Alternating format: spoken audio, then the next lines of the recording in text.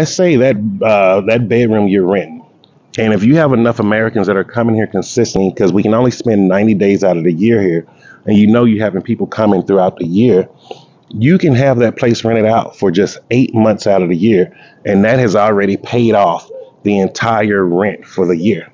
That leaves you 4 months of being able to just pocket that money, and that is just oh, it's across the street. And so then that is all profit for you.